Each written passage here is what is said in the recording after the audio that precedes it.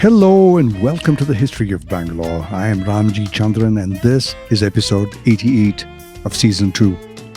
In our last episode, we talked about Chikka Devaraja Wadiyar and how he built Bangalore into something it had never been before, a properly governed city. He set up 18 departments of government, a postal system that doubled as an intelligence network. He did everything right. What he could not provide was a successor that was up to the task. And today join me as I follow the trail of power as it migrates from kings to ministers and from ministers to military men, commanders, and eventually arrives at the doorstep of a man who will remake Bengaluru entirely. But first, a word of thanks to my sponsors, the Prestige Group, who make this podcast possible. Building cities one landmark at a time, they transform dreams into reality. You can be a part of the future. Simply add prestige to your life. The death of a powerful ruler doesn't always produce disorder. More often, it exposes how much that ruler had been responsible in holding things together and making things happen. And that was the condition Mysore entered when Chikka Devaraja died in 1704. The administrative structures that he had assembled did not crack or fracture, and even the most vulnerable elements of state, such as defense and finance, remained efficient and operational. What disappeared was not order, it was direction, a good hand at the wheel. And this was mainly because the Wadiyar kings who immediately followed Chikka Deva did not seem quite as competent and quite as up to the task. And today we will look at some of them. The first king to follow Chikka Deva was Kanteerava Narasaraja Wadiyar II.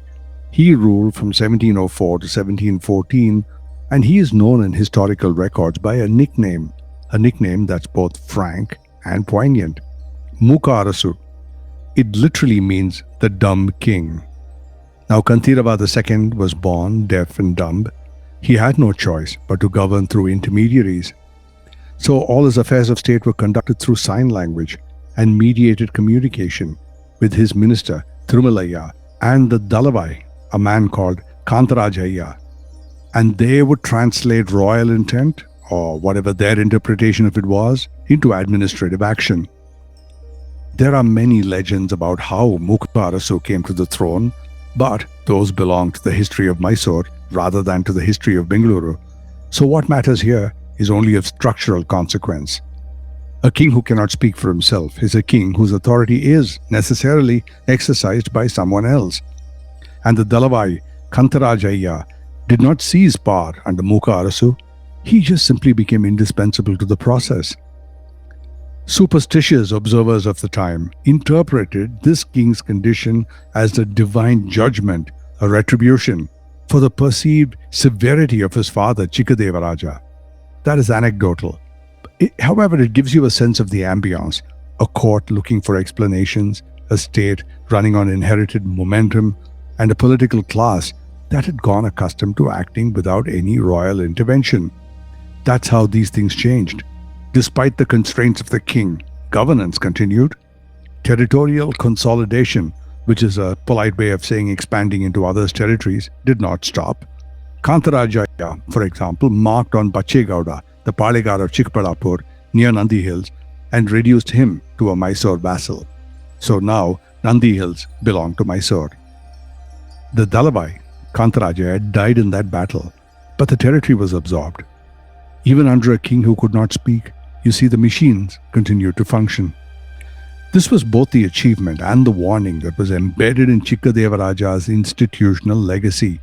The system was robust enough to operate without a commanding sovereign, but a system that operated without a commanding sovereign is a system that will eventually find its own sovereign and flounder. Kanteerava II died in 1714, and his successor was Dodda Krishnaraja Wadiyar I, and he ruled until 1732. He inherited a functioning state, but he didn't actively command it. Neither of the reign of these two men dismantled Chikka Devaraja's institutions because they could not, but importantly, neither added to them. either physically or in value. The result was a polity that functioned reliably in form but weak in command. And by the 1720s, Mysore presented a paradox that would have been recognizable to students of political decay in any era anywhere in the world. It possessed a king, but not command. It possessed institutions, but no initiative at the center.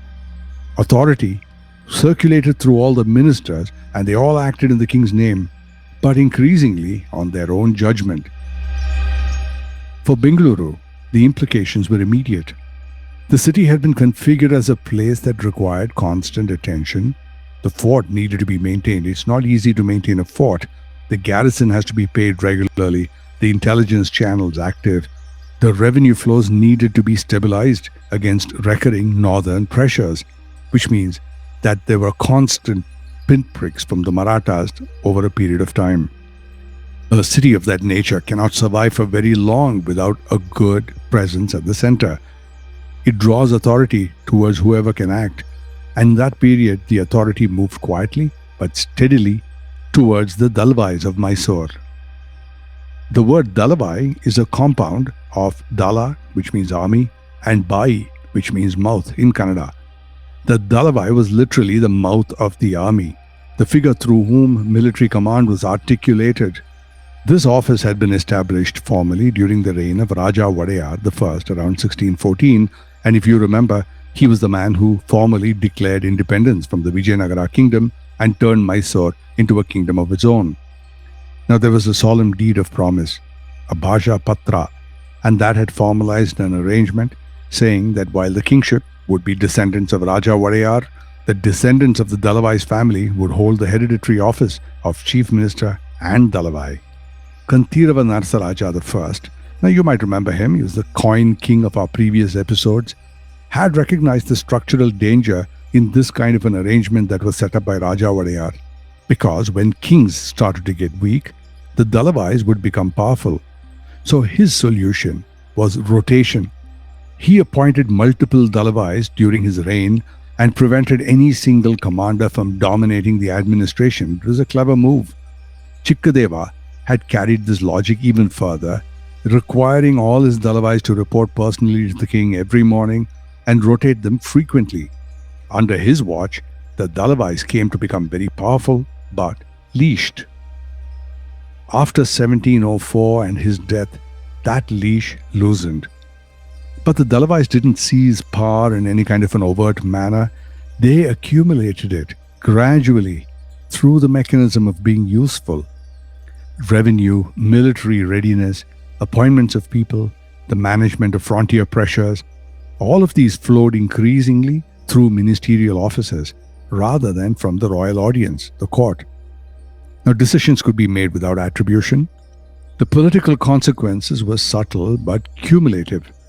Under Krishnaraja Wadiyar II, who followed Dodda Krishnaraja, that condition reached its logical extreme. He was described in contemporary records as a king in name only, while his kingdom began to be run by two Dalavai brothers, Devaraja and Nanjaraja, and they operated pretty much as dictators. And this was the first time that the authority of the Wadiyar family started to get very, very loose, and did not come back until the British did. And now for a commercial break, and when I come back, let's look a little bit more about these two Dalavai brothers who pretty much ran Mysore. Right after this. Maximum connectivity, maximum luxury, maximum lifestyle. Live your max at Prestige Raintree Park. Opulent residences nestled in 21 acres of breathtaking landscape with 1 lakh plus square feet of clubhouse, 3 swimming pools, and ample leisure and sports amenities. Experience exquisite living at Prestige Raintree Park in prime Whitefield with schools, offices, hospitals, and shopping malls just a hop away. Call 81399 81399 or visit prestigeconstructions.com to know more. Radar approved. It was Devaraja, the senior of the two Dalavai brothers, who led the campaign that closed the final chapter of the Kempe Gowdas, Bengaluru's founding dynasty. The Kempe Gowdas had been in decline for decades. When Kempe Gowda II surrendered Bengaluru to Bijapur in 1638 and withdrew to Magadi, the dynasty had been reduced from city founders to feudatory chiefs somewhere in the outskirts. That reduction was gradual, but it was relentless. In 1650, Mysore forces had wrested control of certain territories, already breaking the Kempe Gowda's hold over Yelahanka. This was the very territory from which Kempe Gowda I had once governed Bengaluru. It was from that city that he set it up. In December 1667, the Mysore troops took Huliyur Durga, and this was one of the Navadurgas of Bengaluru. And in January 1668, the strategically vital Kunigal area fell. With those territories gone, Magadi now had no control, no command over the routes that fed Bengaluru from the west and the southwest. The dynasty endured, it was diminished but not destroyed, and the Kempe Gowdas continued to appear at the Mysore court, attending the Mahanavami festival in Srirangapatna and maintaining the formal gesture of feudal loyalty. But they were a line in decline. By the early 18th century, the man who held what remained of the Kempe Gowda inheritance now was Kempe Gowda III, also known as Mummadi Kempe Veerappa Gowda. Now, he was not equal to the moment by any measure.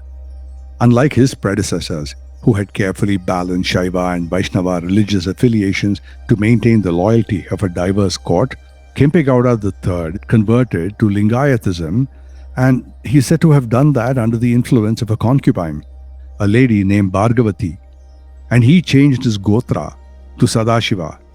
Now, this was a personal act, but it had public consequences. It alienated sections of his court. It fractured the loyalties among officers who had sustained the family's authority and created precisely that kind of internal rupture that some kind of an expansionist neighbor was waiting for. So Dodda Krishnaraja Wadiyar I, who was presiding over a state, as we know, already accustomed to acting through Dalavais, exploited the situation. His strategy was one of division and pretext. First of all, a cousin of Kempe Gowda III, Muddappa Gowda, the chief of Hulikal, was invited to the Mysore court and flattered with the title Muddu Krishnaraja Gowda. This gesture was calculated to foster rivalry within the clan and weaken that kinship, that collective resistance. And then came the pretext.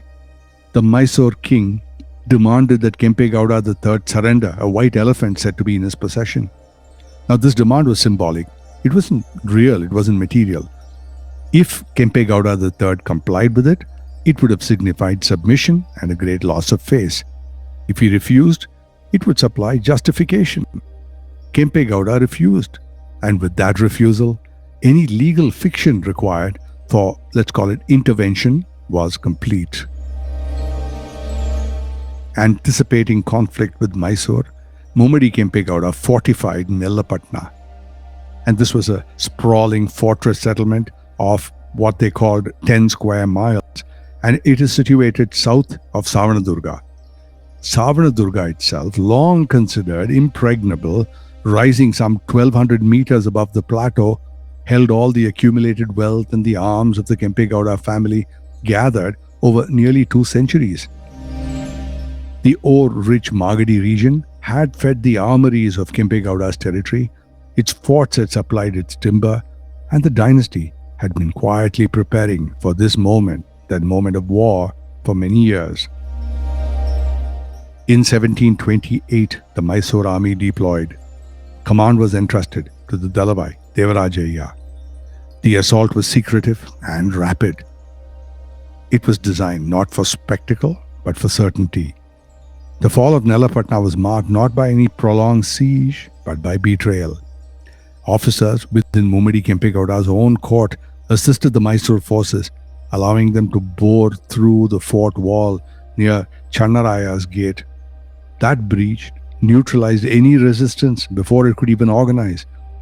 And Veerabhadra Nayaka, Kempe Gowda's most loyal and capable general, was captured in this surprise assault. When it happened, Kempe Gowda was at his residence in Magadi, and news of this breach reached him. He left immediately. He attempted to reach his troops at Nellapatna through a secret door, a final effort to gain command, but he did not succeed. he was intercepted and taken prisoner by the Dalavai. The surrender was unconditional. Savanadurga fell soon after. The Mysore forces seized the accumulated treasure of 2 centuries of Kempe Gowdas. That wealth had once funded the founding of the city of Bengaluru, and now all of it, just by this one campaign, was absorbed into a state that no longer required founders, Mysore. And Kempe Gowda III, his family, and his remaining loyal officers were all taken to Srirangapatna and put into jail. In a very human moment and human gesture, from prison, Kempe Gowda III wrote a letter on a palm leaf to his cousin in Hulikal. That letter has survived. He described himself as the sport of the god Somanatha. He acknowledged that he is not going to come out of this alive, that he would likely not recover from his illness while he was in prison. He sent his royal arms and head ornament, which were the physical symbols of a dynasty, and named his cousin, the Hulikal man, as heir to a line that no longer ruled. Kempe Gowda III died in prison. The year is not recorded with any certainty, but anyone can narrow it down to a date range. And Magadi, Savanadurga, and all the remaining territories were permanently annexed and taken into the Mysore kingdom. Bengaluru did not mark the moment of Kempe Gowda's death in any way.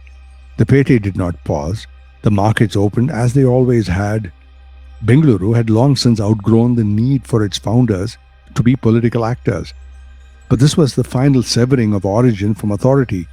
The line that had carved the city right out of scrubland in 1537, that had built the tanks, laid the grid, opened the gates, and invited the world in, disappeared without ceremony in the detention cell of Srirangapatna. And what remained by the late 1730s was a Mysore state that had cleared the field. There was no one left. Every local power around Bengaluru had been absorbed or extinguished. The institutions that Chikka Devaraja had built were all intact. The Dalavais, who absorbed the Kempe Gowdas, were now the most powerful figures in the kingdom, more powerful in practice than any of the kings that they served. But the Dalavai system had prepared the ground for decisive action, but without yet producing the figure who could act without reference to the throne. So therefore, whenever the Dalavais acted on their own in the name of the king, they did so furtively and surreptitiously. The figure that could do this without reference to the throne would not come from any of the old families, from the hereditary lines of the Dalavais or from the court of Srirangapatna. He would come from the army, right from the margins, from a career that was built on individual merit, calculated risk, and a good education in European military methods and tactics that were conducted on the battlefields of the Carnatic. He is coming soon, and his name was Hyder Ali. In my next episode, I will be looking at the world that Hyder Ali was born into, and then the world that Hyder Ali inherited, and explain everything about the man he became. Keep your eyes peeled for that one, it's exciting. I am Ramjee Chandran, and this is the history of Bangalore.